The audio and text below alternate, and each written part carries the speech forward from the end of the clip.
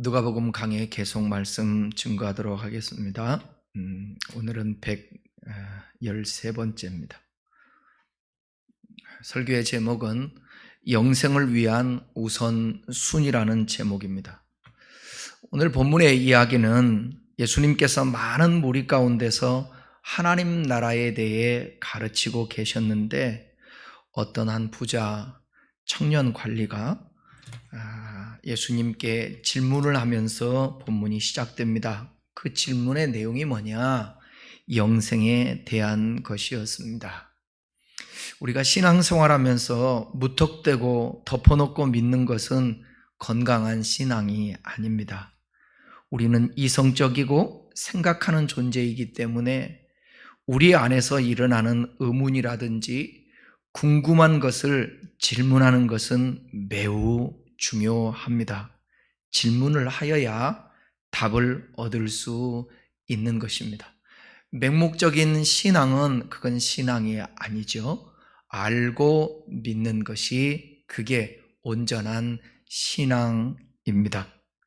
본문을 함께 살펴보겠습니다. 18절 다시 읽겠습니다. 어떤 관리가 물어 이르되 선한 선생님이여 내가 무엇을 하여야 영생을 얻으리까? 이 18절에서 27절까지는 어떤 관리가 영생에 대한 깊은 관심을 가지고 예수님께 나와서 영생에 관한 대화를 나누는 이야기입니다. 본문에서 하나님 나라에서의 영생에 대한 문제를 다루고 있는데 하나님 나라는 어린 아이와 같이 겸손한 자가 들어갈 수 있다라는 그런 내용을 기록한 압달락 15절에서 17절 지난주에 함께 살펴봤죠. 그 본문과 매우 긴밀한 관련이 있습니다. 압달락은 하나님 나라를 소유할 수 있는 자에 대한 교훈인데 반해서 본문은 하나님 나라를 영생을 소유할 수 없는 자에 대한 교훈이 주어지고 있습니다. 본문 내용은 공간복음에서 모두 다 기록하고 있어요. 마태복음 19장에도 있고 마가복음 10장에도 있습니다. 그런데 이 사람에 대해서 마태와 마가는 어떤 사람과 한 사람이라는 표현으로 그 구체적인 신상을 밝히지 않지만 오늘 본문에 나오는 이 본문 보면 이 누가는 어떤 관리자라고 그 신상을 조금 더 구체적으로 소개합니다.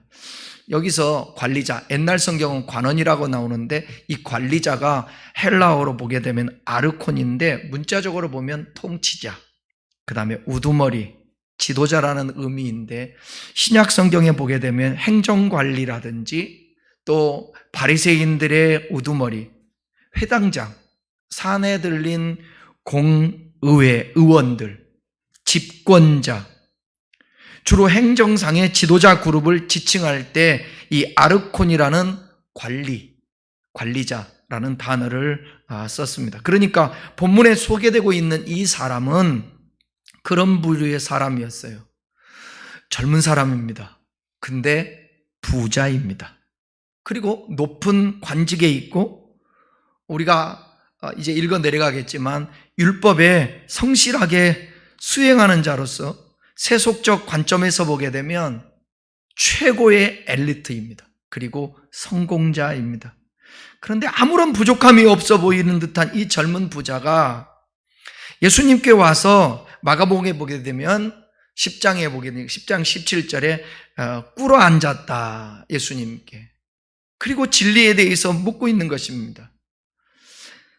그 사람이 진지한 사람이란 사실과 더불어서 세속적인 면에서도 성공했고 종교적인 면에서도 비록 외적으로는 흠잡을 데 없는 자였지만 어쩌면 영적으로 대단히 공허함으로 인해서 고민하고 있었음을 엿볼 수 있습니다. 그것은 뭐에 대한 고민인가? 영생에 대한 고민입니다. 오늘 이 시대에도 그럴 수 있어요. 오늘 이 시대에도.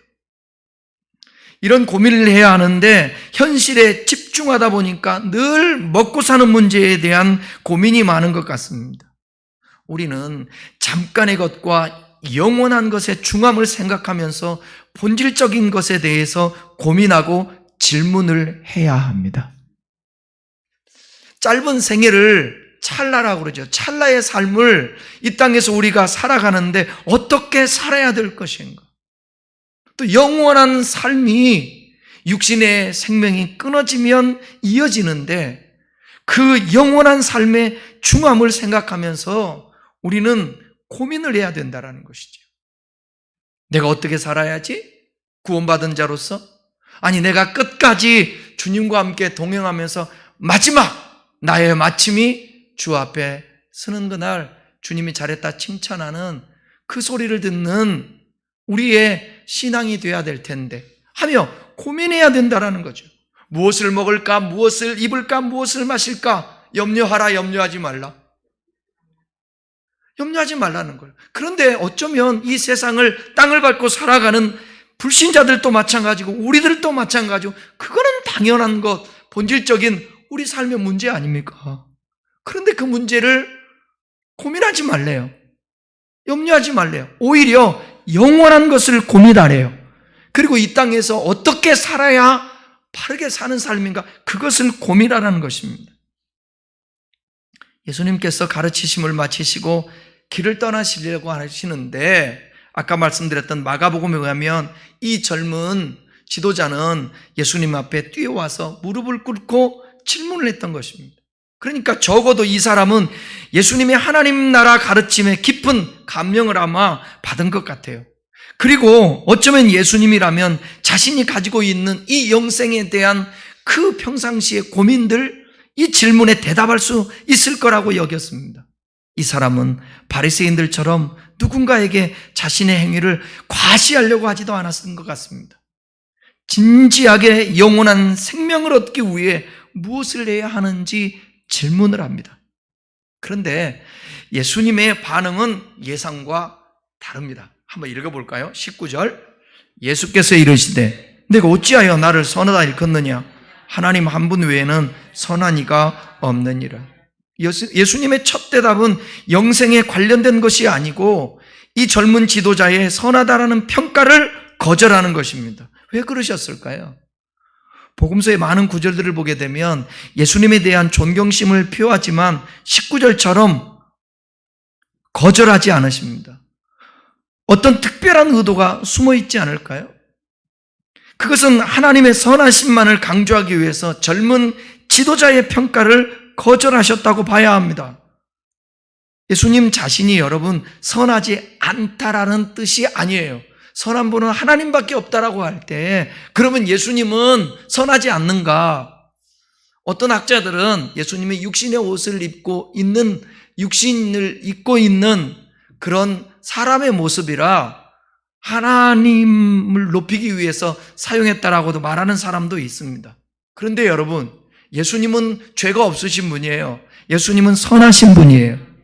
이 세상에서 완전히 선한 것은 하나도 없고 하나님 한 분밖에는 선한 이가 없습니다. 그분이 하시는 일만이 온전하십니다. 왜냐하면 그분이 선하시니까.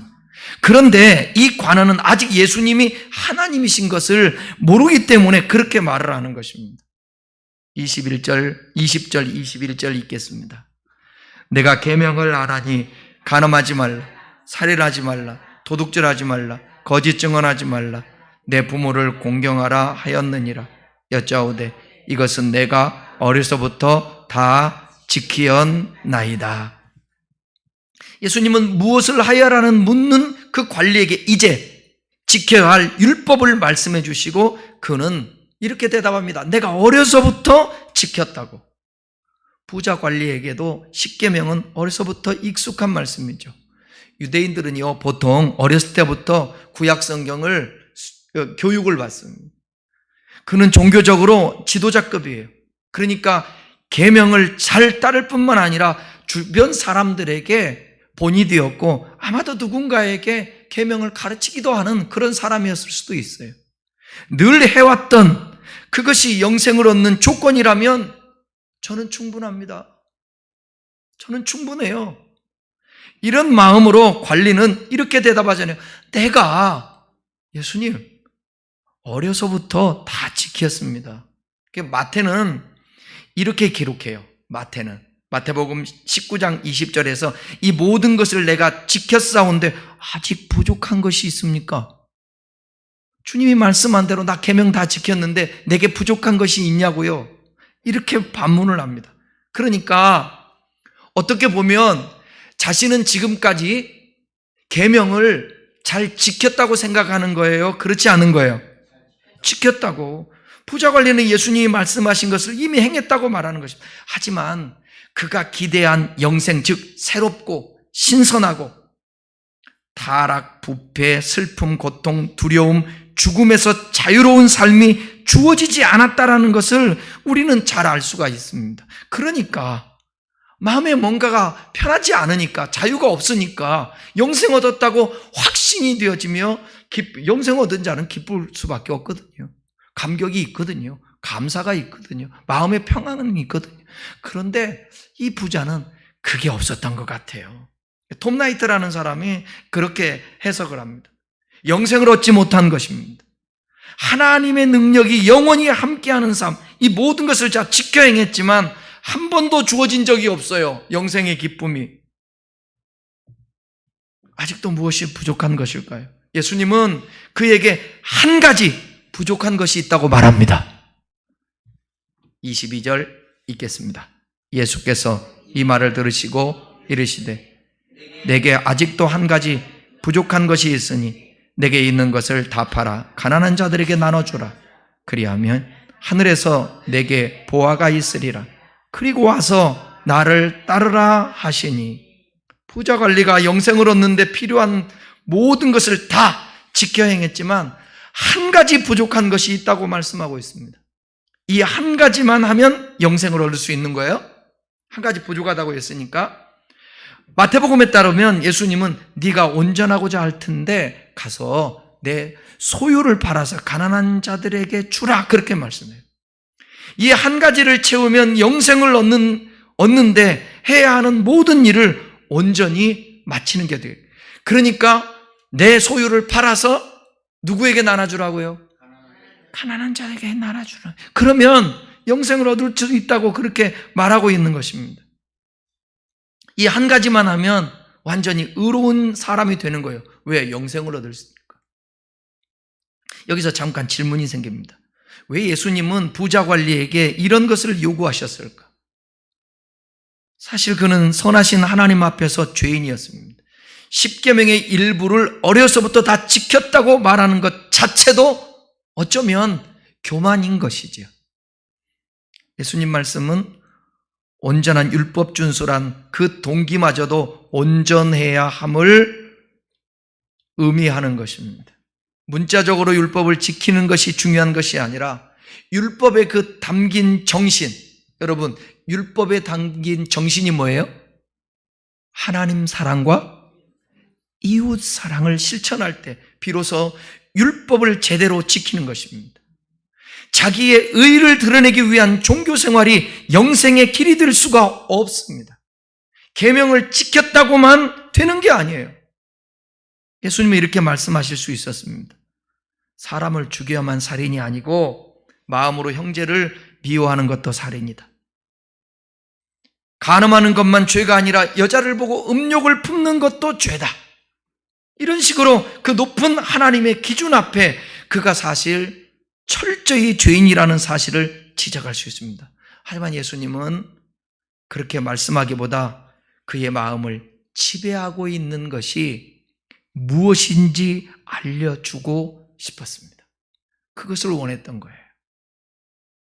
그의 마음을 하나님이 아닌 다른 무언가가 지배하고 있다는 사실을 스스로 볼 수 있게 하신 것입니다. 영생을 얻는 데 있어서 그것이 치명적인 장애물이에요. 계명은 다 지켰다고 하는데 그에게 한 가지 부족한 것이 있는데 그 마음을 지배하고 있는 것이 있었습니다. 그게 뭐예요? 물질이에요. 탐욕입니다. 그의 마음을 하나님이 아닌 다른 무언가가 지배하고 있다는 그 사실을 하나님은 그에게 보여주고 싶었던 거예요. 영생을 얻는 데 있어서 그 장애물을 그가 치워야만 된다는 것을 알려주고 싶은 것입니다. 사랑하는 여러분, 영생은 단지 하나님이 주신 계명을 얼마나 잘 순종하는가에 달려있는 것이 아니라 하나님과의 관계에 달려 있습니다. 하나님을 위해 얼마나 많은 일을 행했느냐가 아니라 하나님을 믿고 겸손히 따르고 있는가를 말하고 있는 것입니다. 예수님은 그 부자 관리에게 단지 나를 쫓으라고 하지 않으셨습니다. 내 소유를 팔아라. 그리고 가난한 자들에게 나눠줘라. 그리고 나서 나를 쫓으라. 그러자 주님을 따르며 영생을 얻을 것이냐 아니면 자기의 재물에 집착할 것이냐 이 기로에서 그 부자 관리는 재물이 많은 거로 뭐라고요? 심히 근심하며 가버렸다. 이 장면에서 예수님은 그를 설득하면서 가지 말라고 붙들지 않습니다. 힘든 요구를 해서 미안하다. 너를 놀라게 하여 떠나게 할 생각은 없었단다.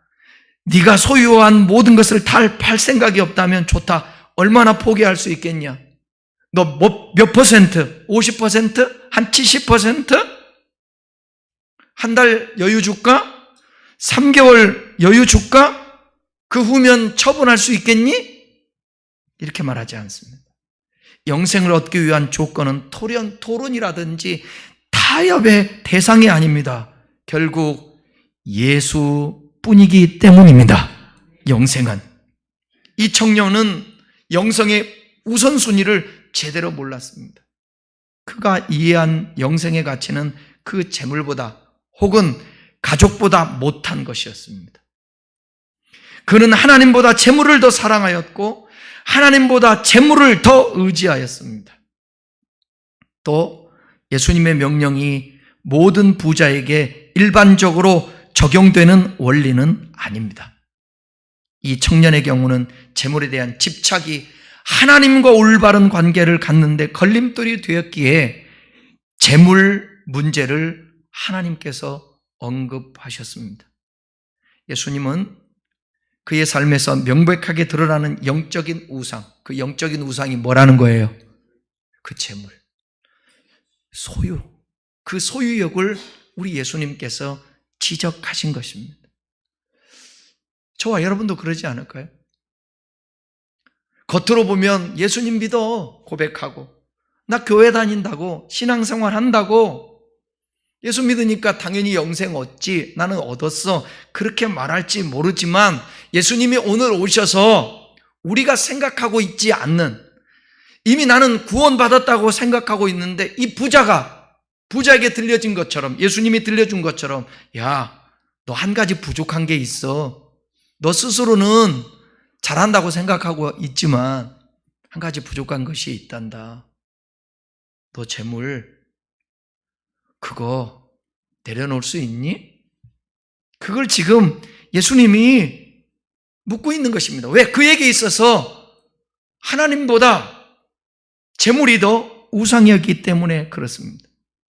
주님은 각 사람의 상황에 따라 각기 다른 내용으로 우리에게 도전하십니다.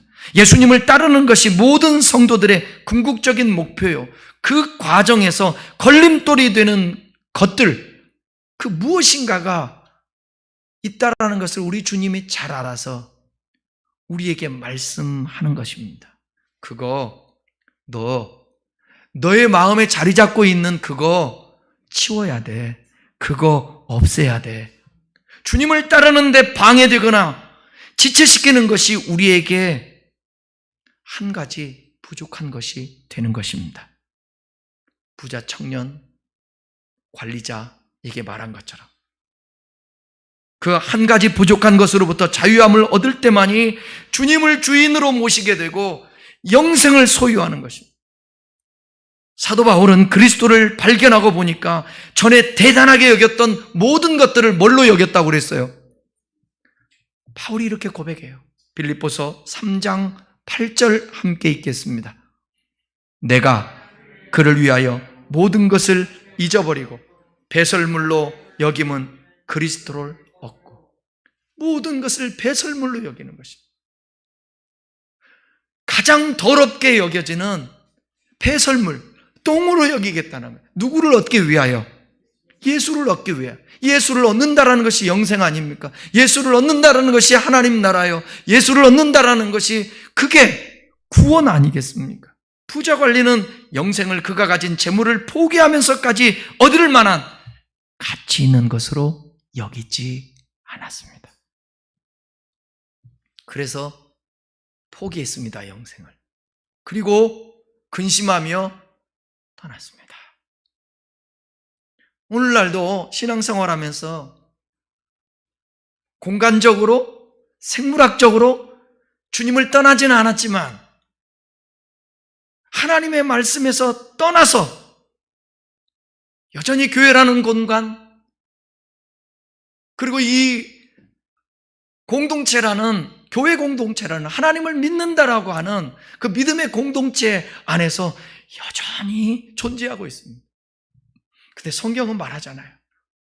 밭에 가라지가 있고 알곡이 있다고. 마지막 날에는 주님께서 분리하게 되는데, 심판의 날에 양과 염소를 나눈다고 그러지 않았습니까? 함께 공존합니다. 양과 염소가 공존해요. 알곡과 가라지가 공존해요. 제가 이렇게 말씀하는 것은 여러분이 가라지라는 뜻이 아니라, 여러분이 염소라는 뜻이 아니라, 우리 모두 다, 저나 여러분이나 정말 어쩌면 여기 나오는 이 부자 청년 관리가 우리보다도 외적으로는 신앙생활을 훨씬 더 잘했는지도 모릅니다. 근데 예수님은 속일 수가 없습니다. 그 중심을 주님이 너무나도 잘 아니까. 그렇다면 오늘 이 밤도, 아니 이 설교를 영상으로 듣는 우리에게 찾아오셔서 주님이 이렇게 말씀해요. 야, 너 영생 얻으려면 계명 지켜야 돼. 다 지켰는데요? 교회 나가야 돼. 교회 나가죠? 열심히죠? 근데 너에게 한 가지 부족한 것이 있네? 자식이 우상이네? 돈이 우상이네? 내 자존심이 우상이네? 세상 성공이 우상이네? 그거 내려놓을 수 있니?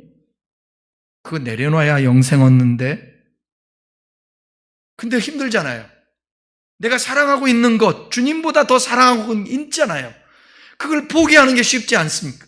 그래서 우리는 뭐냐?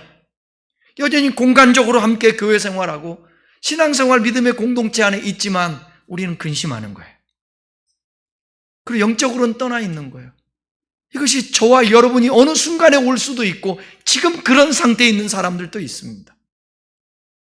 과정으로 본다면 다행이지만 마지막 날에도 주님 앞에 우리가 영생과 상관없는, 주님을 포기해버리고 떠나버리는 그런 일은 없어야 되지 않겠습니까? 예수님께서는 부자 관리를 보시고 이렇게 말씀합니다. 떠나가는, 근심하는 그와, 아마도 제자들도 아마 그 소리를 들었겠죠. 24절, 25절 읽겠습니다. 예수께서 그를 보시고 이르시되 재물이 있는 자는 하나님의 나라에 들어가기가 얼마나 어려운지, 낙타가 바늘귀로 들어가는 것이 부자가 하나님의 나라에 들어가는 것보다 쉬우니라 하니. 지난주의 말씀은 뭐냐? 어린아이와 같이 되어야 하나님 나라에 들어갈 수 있다. 오늘은 뭐라고 얘기해요? 부자는 천국에 못 들어간다. 그러니까 24, 25절에서 말씀하시는 재물을 가진 사람 또는 부자는 어느 정도 가진 사람들을 말하는 걸까요? 부자면 다 하나님 나라를 못 간가요? 그리고 왜 이 사람이 하나님 나라에 들어가기가 힘들다고 말씀하셨을까요? 예수님의 권면을 거절한 부자 관리, 매우 그는 근심을 했던 사람입니다. 이 사람이 근심한 이유가 뭐였어요? 표면적으로 봤을 때 이 사람은 종교적이라고 그랬잖아요. 계명을 아주 잘 지켰죠. 다른 돈을 사랑하는 바리새인들에 비해서 그래도 좀 진지한 사람 아닙니까? 왜? 영생에 대한 고민을 하니까. 오히려 예수님의 권면이 무리하고 지나치다고 볼 수 있지 않아요? 영생에 관심이 있어서 주님 앞에 와서 물었는데,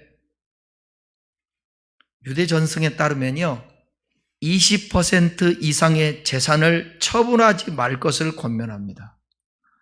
왜냐하면 너무 궁핍해져도 다른 가족들과 친구들에게 피해를 줄 수 있기 때문에 이런 전통을 가진 유대인들에게 전 재산을 팔라고 요구하신 예수님의 명령은 지나치지 않을까요? 그러나 예수님께서는 왜 젊은 부자 관리에게 이런 요구를 하셨을까? 세상이 어떻게 돌아가는지 알아가는 가장 좋은 방법은 경제를 공부하는 것입니다. 이 돈의 흐름을 아는 것은 사회가 어떻게 돌아가는지 알아가는 핵심입니다. 부자가 왜 예수님을 따르기 힘듭니까? 부자가 왜 복음을 받아들이기 힘듭니까? 대체적으로요, 가난한 하위 5%와 부자 상위 5%는 복음에 호의적일까요? 부정적일까요? 호의적이지 않습니다. 부정적입니다. 가난한 사람들은 지나치게 가난해서 복음을 받아들일 여유가 없습니다. 부자들은 누리는 것이 너무 많아서 복음을 받아들이지 않습니다. 그러나 이런 통계가 부자가 복음을 받아들이지 못하는 것을 온전히 드러내지는 않습니다. 예수님께서 부자를 거론하신 이유가 있는데, 부자는 세상으로부터 혜택을 받고 있는 사람들이기 때문입니다. 부자들은 세상의 부조리함 때문에 이득을 얻고 있는 사람들입니다. 세상은 착취가 가득합니다. 세계의 경제 구조는 부자들을 위한 착취의 구조가 여전히 지속되고 있습니다. 그나마 시장이 여러분 확대되고요, 과거에 비하면 가난한 자들이 누릴 수 있는 것들이 과학의 발전과 이 생산성의 어떤 증가로 인해서 늘어났지만, 여전히 착취의 구조는 계속 되어지고 있습니다. 여러분, 애완견 뭐라고 그러지? 개통령이라고 했던 강영욱 씨가 요즘 계속 인터넷에 뜨는데, 그 직원들을 너무 괴롭히고 힘들게 했다고 나오더라고요. 사실인지 아닌지는 시간이 좀 지나봐야 알겠지만, 거기에서 근무하고 퇴사한 사람들이 이구동성으로 지금 계속 제보를 올리고 있어요. 이 세상은 여러분, 왜 하나님이 부자가 왜 나쁘냐고요. 근데 하나님이 원하는 방법으로 부자가 되지 않고, 부자가 되면 이상하게 겸손하기보다 교만하게 되고, 다른 사람을 지배하고 갑질을 하려게 하고, 다른 사람을 무시하게 되고 배려하지 않고, 그런 마음이 많을 수 있고 가능성이 크기 때문에 주님께서 그렇게 말씀하는 거예요. 세상은 여러분 전혀 공평하지 않습니다. 어느 곳에서 태어났는지가 삶에 결정적인 영향을 미칩니다. 맞아요? 여기서 50km, 70km밖에 떨어지지 않는 저 북한에서 태어나면 불행한 거예요. 아프리카에서 태어나면 먹을 것이 없는 거예요. 어느 곳에서 태어났는지의 삶이 결정에 미칩니다. 또 누구에게서 태어났는지도 또 중요하죠. 부자는 이 세상에서 혜택을 누리는 자들이에요. 현대에도 이런 부조리함이 가득합니다. 1세기에는요 더 극단적이었습니다. 예수님 시대의 부자는 철저한 착취의 구조를 받아들이는 자들이었습니다. 부자들이 하나님 나라에 들어가기 힘든 것은 당연해요. 그러니까 예수님은 너무나도 잘 알았어요. 재물은 탐욕과 이기심을 불러옵니다. 10계명 중에 마지막 계명이 뭐죠? 내 이웃의 집을 탐내지 말라. 내 이웃의 집의 것을 탐내지 말라. 여러분, 제가 10계명 설교할 때도 그 말씀 드렸지만, 하나님이 금하신 것들, 얼마나 많겠어요. 금하실 것들이 얼마나 많겠어요. 근데 마지막 십계명에서 끝나버리잖아요. 탐하지 말라고 남의 것을. 거기에 모든 것이 다 포함되어 있는 것입니다. 그러니까 예수님 당시에 사람들 안에 탐욕, 이기심, 재물을 통하여서, 이런 의미에서 예수님께서 부자 이 관리에게 하신 요구는 그가 누리고 있는 모든 것이 하나님의 뜻과 반대되는 세상의 결과물임을 인식하고 복음을 받아들이는 것이었습니다. 그렇다고 가난이 하나님의 뜻은 아닙니다. 가난하다고 여러분 영생을 얻습니까? 부자라고 다 영생을 얻지 못합니까?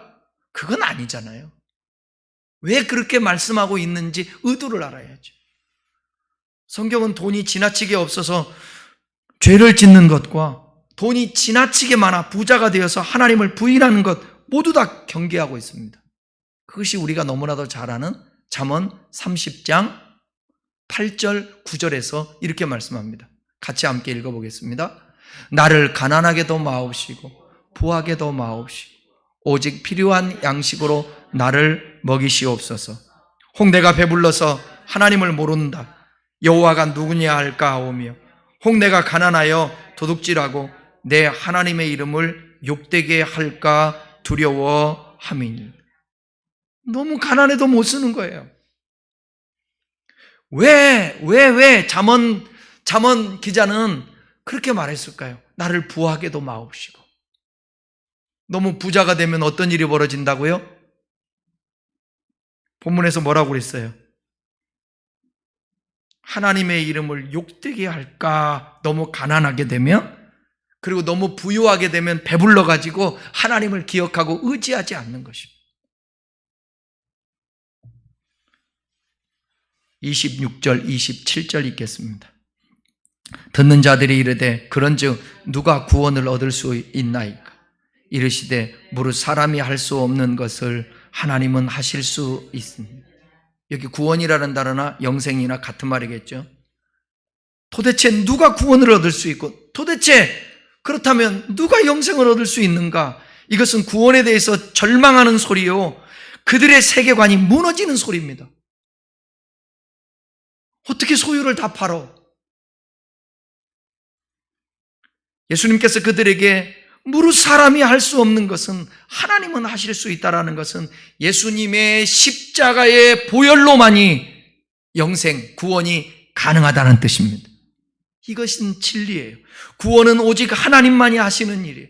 우리의 마음이 돌처럼 굳어 있어도 그 마음을 제거하고 부드러운 마음을 주셔서 예수를 받아들이고 믿게 하시는 그 성령의 역사, 출발점은 누구예요? 하나님이세요. 하나님이세요. 내가 만들어서 구원할 수가 없어요. 재물이 내 마음을 단단하게 만들어서 하나님을 거부하게 만들잖아요. 자식 사랑이 내 마음의 중심을 차지해서 하나님을 자꾸 밀어내잖아요. 내 안락과 평안함이 내 삶의 목적이 돼서 하나님의 자리에서 몰아내잖아요. 하나님을 우리의 자리에서, 안에서.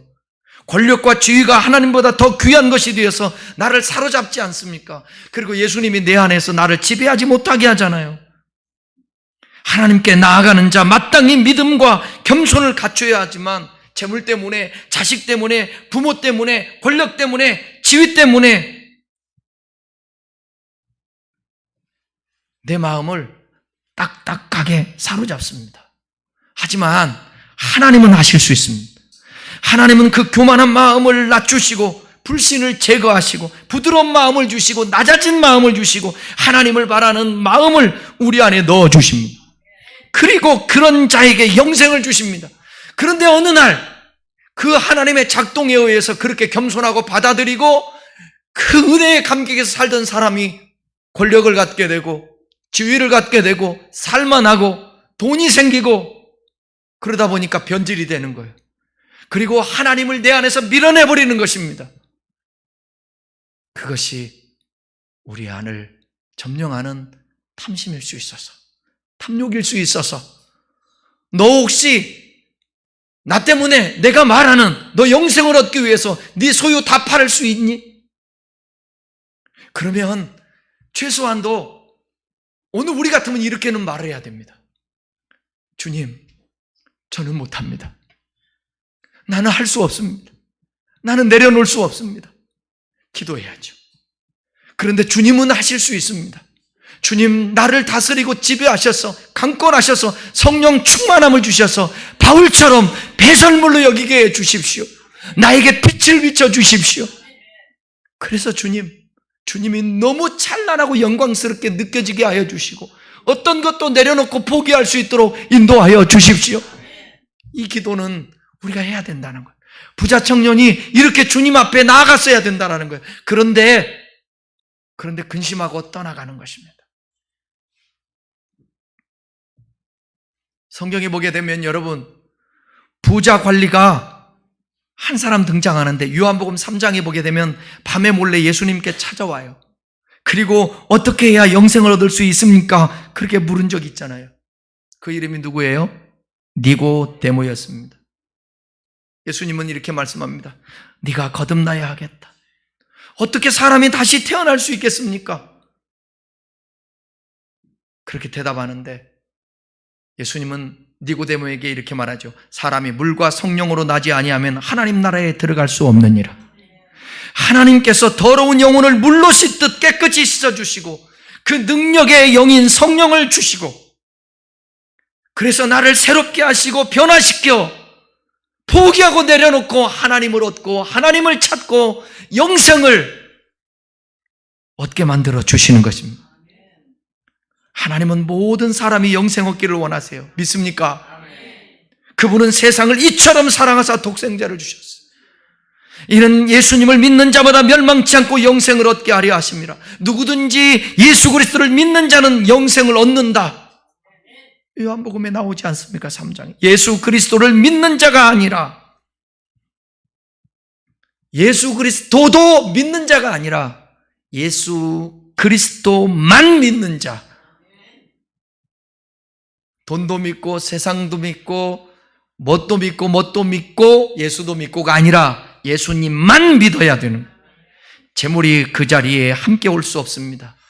건강이 예수와 함께 올 수 없습니다. 지위와 권력이 함께 올 수 없습니다. 예수님도 없고 세상 것도 다 없고 할 수 없고 우리의 갈등이 바로 그런 거 아니겠어요? 저의 갈등도 여러분들의 갈등도 그거 아니겠습니까? 같이 얻고 싶은 거예요. 예수님과 함께. 예수님도 좋고 세상도 좋고. 많은 사람들이 여기서 주저합니다. 예수님을 온전히 얻기 위해 다른 것에서 손을 놓으면 왠지 손해볼 것 같은 거예요. 미련한 것처럼 보입니다. 이 땅에서 손해보고 죽고 나서 아무것도 없는 망한 삶이 될까봐 두려운 거예요. 다시 얘기하면 믿음이 없는 거죠. 믿음이 없으면 어떻게 그렇게 살아요? 오늘 영생의 믿음이 있고 우리 죽은 후에 심판이 있고 천국이 있고 지옥이 있다는 것을 믿으면 오늘 어떻게 살 것인지 답이 나오잖아요. 때로는 손해보기도 하고 억울하기도 하고 답답하기도 하고 우겨싸움을 당하기도 하고 거꾸로 타김을 당하기도 하고 그러나 믿음으로 넉넉히 이기면서 바울처럼 살아내는 것입니다. 베드로가 이런 예수님께 여쭙습니다. 28절 30절 베드로가 여짜오되 보옵소서 우리가 우리의 것을 다 버리고 주를 따랐나이다. 이르시되 내가 진실로 너희에게 이르노니 하나님의 나라를 위하여 집이나 아내나 형제나 부모나 자녀를 버린 자는 현세의 열애배를 받고 내세의 영생을 받지 못할 자가 없느니라 하시니라. 여러분, 본문의 말씀을 문자적으로 이해하면 안 됩니다. 주님께서 말씀하시고자 하는 것은 우선순위를 말하는 거예요. 우선순위. 돈이나 가족보다 하나님을 더 사랑하는 자들은 세상의 보화를 버리고 하늘의 보화를 구하는 자들입니다. 이것이 하나님 나라에 들어가는 이로서 인간의 영역이 아니라 하나님의 영역에서 일어나는 일이라는 거예요. 현세에서도 여러 배를 받는다라는 것, 세상의 보화를 버리고 주님을 섬기는 그런 자들에게 하나님의 나라의 공동체를 이루게 만들고 함께 교제하기 시작함으로 인하여서 새로운 가족들을 만나게 되는 거예요.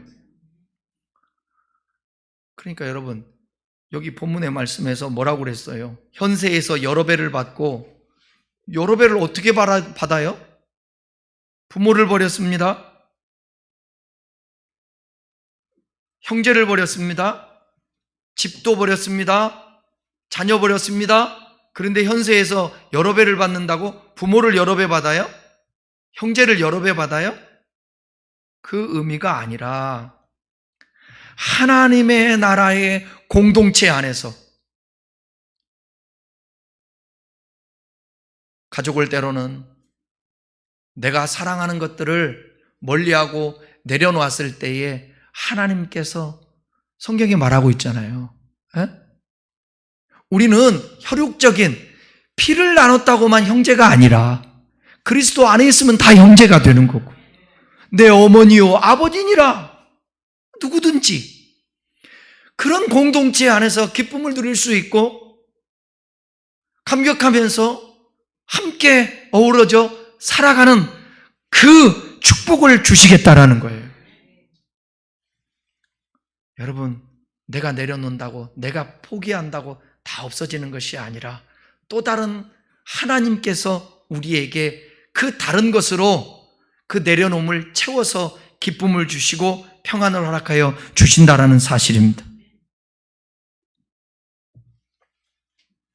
이 모든 것들도 사람이 어떻게 다 내려놓을 수 있겠어요?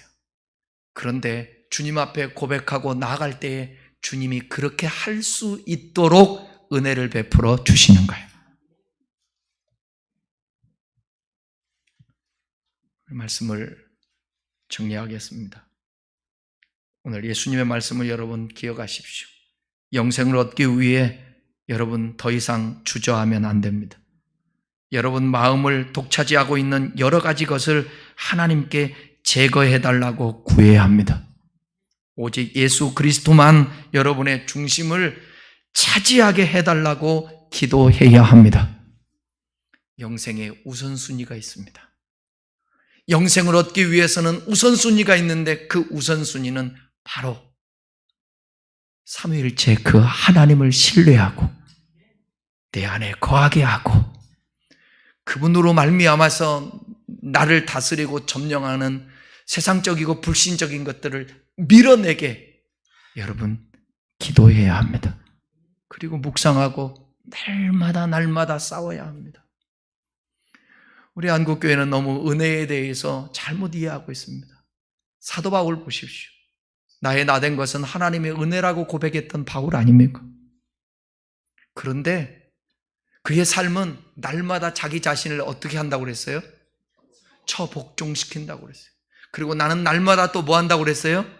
죽노라 그랬습니다. 쉬운 게 아닙니다.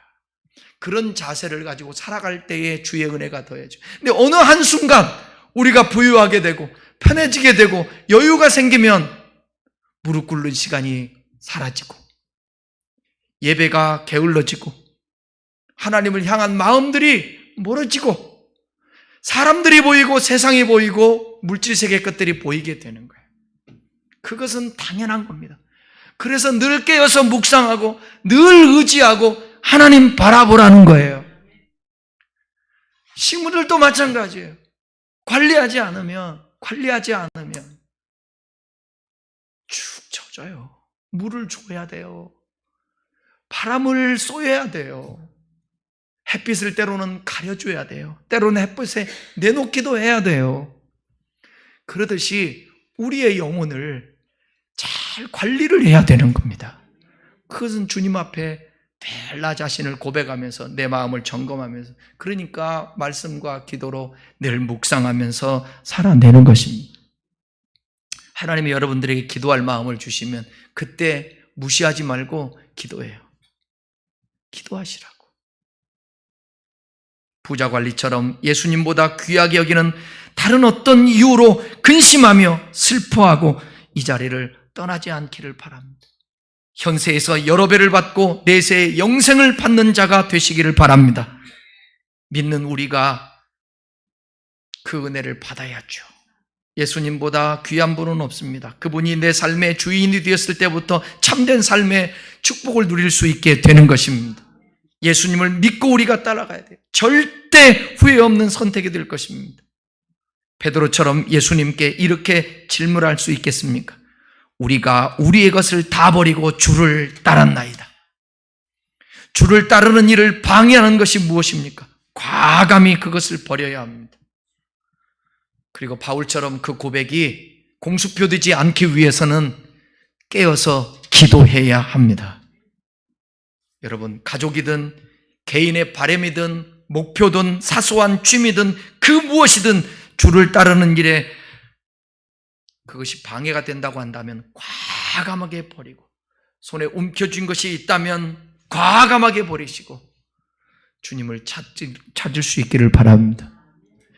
영생을 위한 우선순위가 무엇이겠는가 되새기는 시간 될 수 있기를 주님의 이름으로 축원합니다. 기도하겠습니다. 여러분, 구원으로 인도